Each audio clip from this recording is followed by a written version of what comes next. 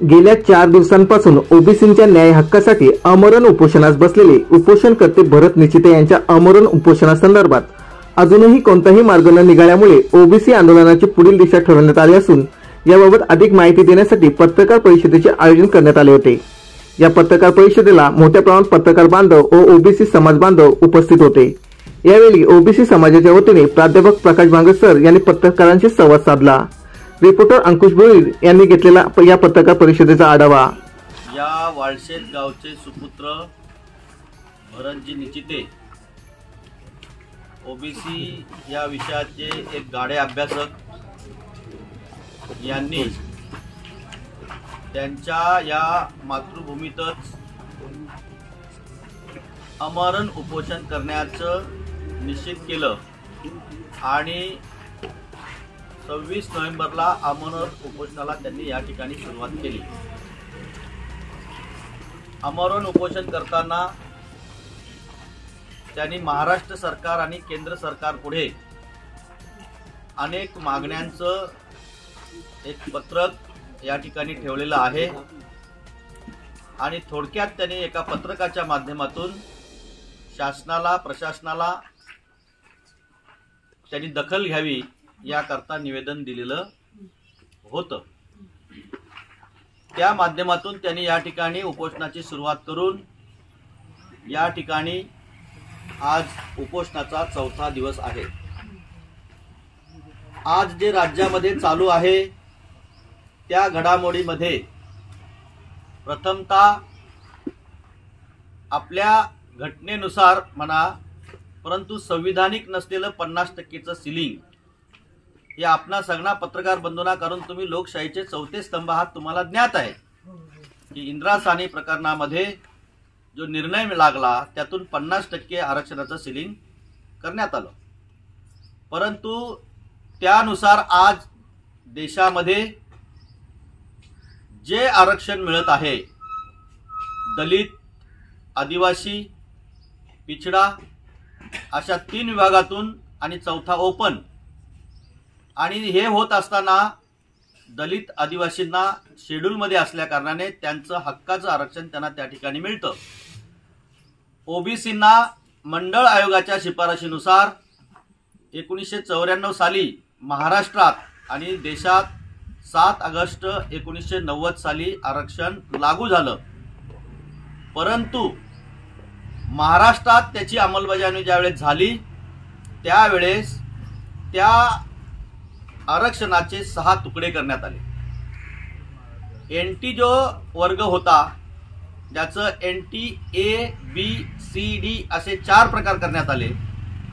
त्यानंतर उरलेला वर्ग होता त्यांच्यासाठी एसबीसी म्हणजे विशेष मागास प्रवर्ग हा वर्ग करण्यात आला आणि 6वा वर्ग जो होता तो ओबीसी वर्ग करण्यात आला की ज्या वर्गाला 19% इतकं आरक्षण त्या ठिकाणी मिळत होतं शैक्षणिक, सामाजिक, आर्थिक आणि राजकीय याच्या माध्यमातून। मधल्या काळामध्ये आमचं राजकीय आरक्षण गेलं, ते जाण्याचं कारण की आमचं जे आरक्षण होतं हे आरक्षण 9व्या सूचीत टाकलं नाही, जसं SC STचं 5व्या सूचीमध्ये टाकलं तसं 9व्या सूचीमध्ये न टाकल्या कारणाने त्याला संविधानिक असा अधिकार राहिला नाही, त्यामुळं तरंगत असं आमचं आरक्षण होतं, त्यामुळं राजकीय आरक्षण आमचं गेलं।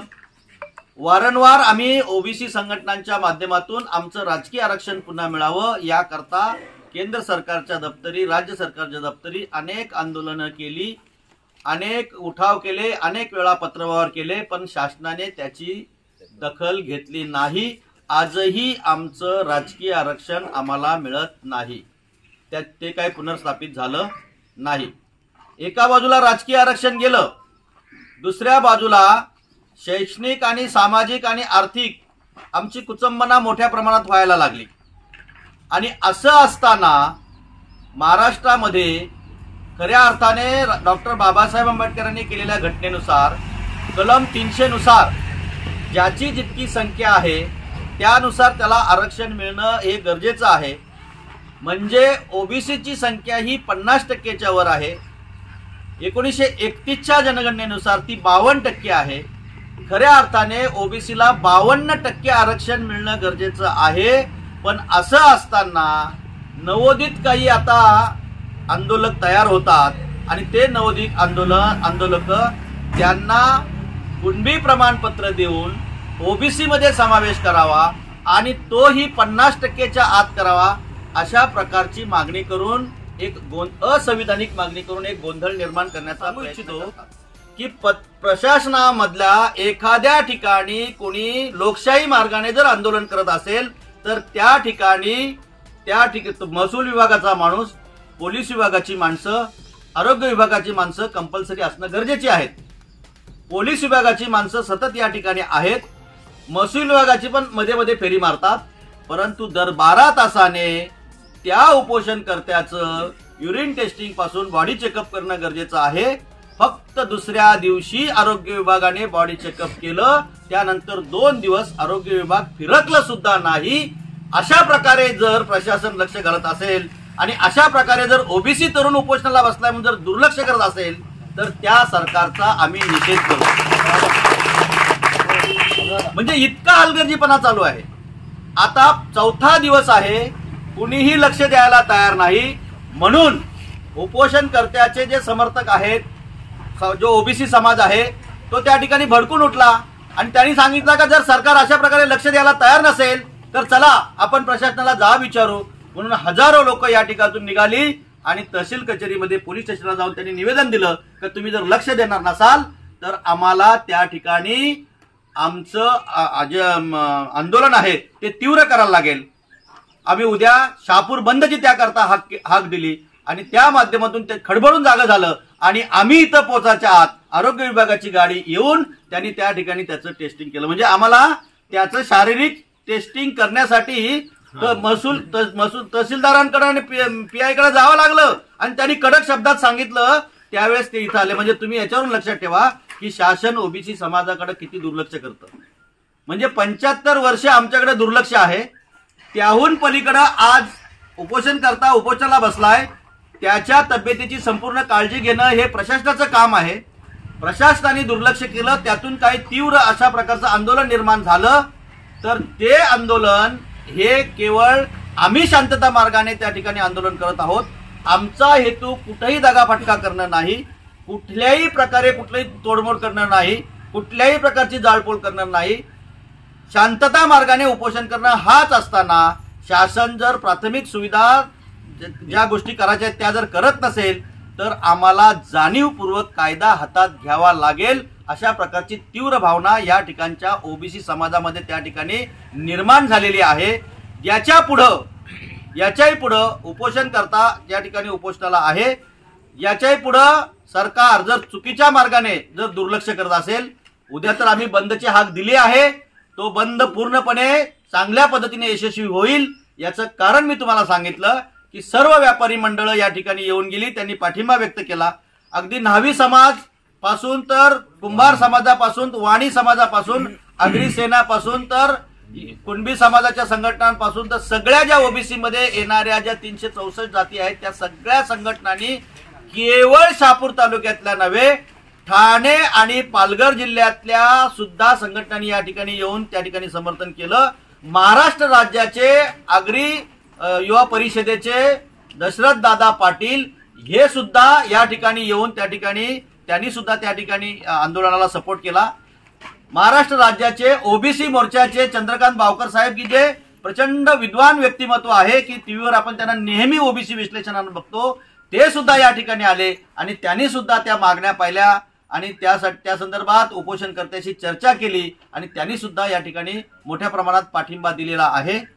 आज तुम्ही ही स्थिती पाहता, ओबीसी समाजाच्या न्याय हक्कासाठी बसलेल्या या ओबीसी योद्ध्याला समर्थन देण्यासाठी तुम्ही सुद्धा पत्रकार संघाच्या अनेक पत्रकार संघटनांनी या ठिकाणी सपोर्ट केलेला आहे. म्हणजे तुम्हाला सुद्धा लोकशाहीतल्या चौथ्या स्तंभात सुद्धा वाटतं की ओबीसी समाजाची स्थिती, कारण तुम्ही गावोगावी जाता, ओबीसी समाजाची स्थिती जी आहे अतिशय हलाखीची आहे आणि शासन दप्तरी त्यांच्या मागण्या आहेत त्या रास्त आहेत, त्या संविधानिक आहेत, त्या सुटल्या पाहिजेत. त्याकरता तुम्ही सुद्धा पहिल्या दिवसापासून आजपर्यंत चांगल्या प्रकारच्या माध्यमांच्या माध्यमातून म्हणजे अगदी इलेक्ट्रॉनिक मीडियापासून साम टीव्ही, आयबीएन लोकमत पासून तर टीव्ही 9 पासून तर सगळ्याच लोकांनी, त्याचबरोबर तुम्ही सगळ्या प्रिंट मीडियानी अतिशय चांगल्या प्रकारे जनजागृती केलेली आहे. याच्याही पुढं तुम्ही चांगल्या प्रकारची जनजागृती करून सरकार दप्तरी या उपोषणकर्त्याचा जो हेतू आहे, जो मेसेज आहे तो पोहोचवाल आणि त्याच्या माध्यमातून सरकारला खडबडून जाग येऊन सरकार हे प्रश्न सोडवण्याचा प्रयत्न करेल अशी आशा वाटते.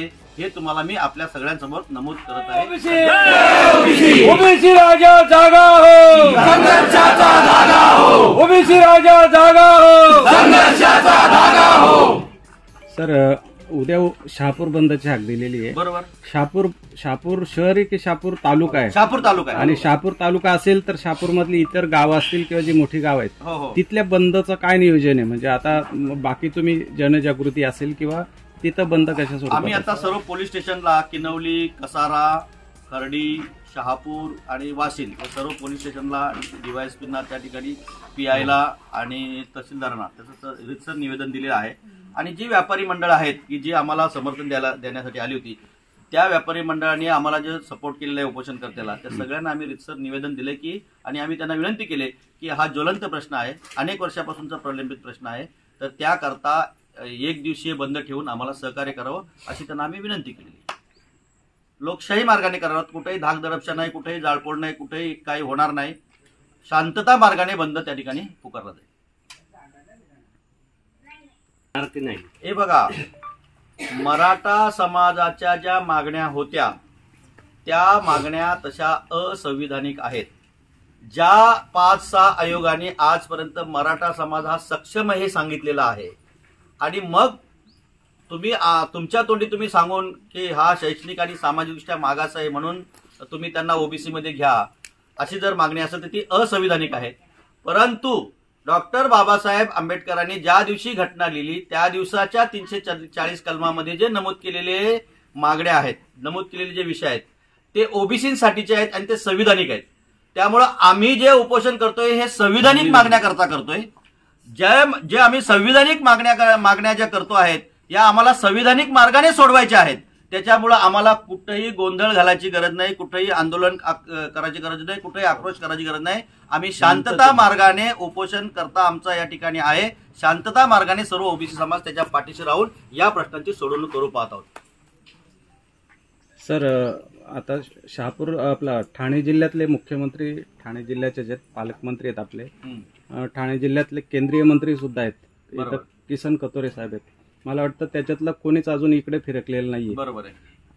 जर मुख्यमंत्री इथे येत नसतील, जरांगे पाटलांना भेटतात तिकडे किंवा इतर मोठे नेते येत नसतील तर आपण ओबीसी आंदोलकांनी ह्या नेत्यांना इथे येण्यासाठी त्यांच्यावर दबाव तंत्राचं काय नियोजन आहे? हे बघा, कारण त्यांनी दखल घेतली तर आपला प्रश्न पुढे जाणार आहे. अंतरवाळीचं अंतर हे जवळ आहे आणि वालशेतचं अंतर थोडं लांब आहे. त्यामुळं अंतर लांब असल्या कारणाने कदाचित मुख्यमंत्री यायला उशीर होईल. मुख्यमंत्री येतील अशी आम्ही आशा धरून आहोत. संपर्क आहे तसा आहे. आता मुख्यमंत्र्यांची संबंधित लोक आहेत. आता इथं अनिलजी घोडून आहेत, त्यांनाही आम्ही सांगितलंय. ते सध्या पत्रकार आहेत आमच्या इकडे. त्यांचे जिल्हाध्यक्ष, तालुका अध्यक्ष इथं आले होते, त्यांनाही सांगितलं तर तुमच्या शेजारचं गाव आहे. उद्याच्या बंद नंतर शासनाकडून जर कुठलंही प्रत्युत्तर आलं नाही तर आम्ही लोकशाही मार्गाने रेल्वे आणि रस्ता रोकोचं आंदोलनाची तयारी करू. जोपर्यंत आम्हाला न्याय मिळत नाही तोपर्यंत रस्ता रोको आमचं चालू राहील. ती पुढची स्टेप आहे. त्याच्यानंतर काय झालं तर मग तुम्हाला पुन्हा आम्ही बोलून सांगू का आता आम्ही पाण्याला हात घालतोय म्हणून. आम्ही जरी अडवलं तरी आम्ही तिथं कुठल्याही तोडफोड किंवा कुठे दगाफटका किंवा काय अजिबात करणार नाही. आम्ही रस्त्यावर आडवे होऊ जोपर्यंत आम्हाला तिथं येऊन कोणी आश्वासित करत नाही की तुमच्या या मागण्या संविधानिक आहेत, त्या मागण्यांची सोडवणूक आम्ही करतोय हे जरी आम्हाला येऊन सांगितलं तरी आम्ही मोकळे होऊन करू. ती काय अडचण नाही. जरांगे पाटलांनी लायकी नसणाऱ्या माणसांबरोबर काम करायला लागतं असं विधान केलं होतं, परंतु भावनेच्या आहारी जाऊन त्यांनी ते विधान केलं. त्यांची चूक त्यांच्या लक्षात आली आणि आता मी सकाळीच पाहिलं त्यांचं स्टेटमेंट की मी सपशेल माफी मागतो, माझ्याकडून ती चूक झालेली आहे. त्यामुळे त्याविषयी आता जास्त हे करण्याची काही आवश्यकता वाटत नाही. सर एक मिनिट. सध्या जे उपोषणकर्ते आहेत भरत निचिते यांची प्रकृती कशी आहे, डॉक्टरांनी काय सांगितलं? आत्ताच त्यांनी रिपोर्ट अजून काय आला नाही, परंतु पहिल्या 2 दिवसात त्यांची तब्येत अगदी खणखणीत होती. आजही तब्येत त्यांची तितकीशी चांगली नाहीये. त्याचे रिपोर्ट काय येतात, त्यांचा युरिन रिपोर्ट काय येतो त्याच्यावर आम्हाला ते कळेल. तो रिपोर्ट आल्यानंतर तुम्हाला आम्ही व्हॉट्सअपद्वारे कळवू.